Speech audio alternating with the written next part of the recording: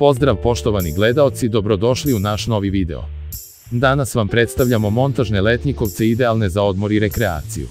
Pre nego što počnemo sa recenzijom, ne zaboravite da se pretplatite na naš kanal i uključite zvono za notifikaciju. Montažni letnjikovci su višenamenski i mogu poslužiti svakome ko ima malo više prostora u svoju kuću ili uopće na zemljištu. Kada se odlučujemo za izgradnju letnjikovca, pre svega moramo odabrati odgovarajuće mesto na parceli. Izgradnjom ovog objekta značajno ćete povećati korisnu vrednost parcele.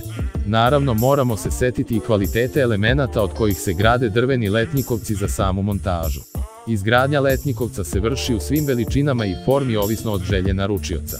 Dok je sama montaža pojedinih elemenata relativno jednostavna, neki proizvođači uz objekat šalju upute za montiranje. Objekti se izrađuju od skandinavskog drveta smreke koje odlikuju dobri parametri čvrstoće. Također mogu se izraditi i od drveta bora ili jele. Prilikom same proizvodnje koriste se provereni materijali za koje se obezbeđuje certifikat o kvaliteti. Moderan dizajn i estetski izgled odlično se uklapaju u prirodni ambijent, a sami objekti nisu štetni za životnu okolinu. Činjenica da su letnjikovci proizvedeni u krugu fabrike, a zatim transportovani i sastavljeni, smanjuje troškove oko same izgradnje, povećava efikasnost radnika i drastično smanjuje vreme procesa izgradnje.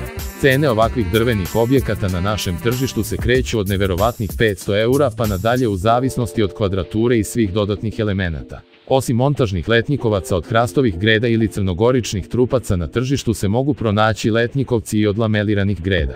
Poenta ovog promovisanja je ideja da privučemo pažnju stranim izvođačima radova kako bi pokrenuli proizvodnju na našem području.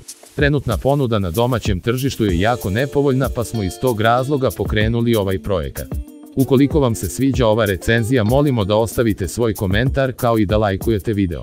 Ne zaboravite pogledati i ostale recenzije montažnih objekata na našem kanalu.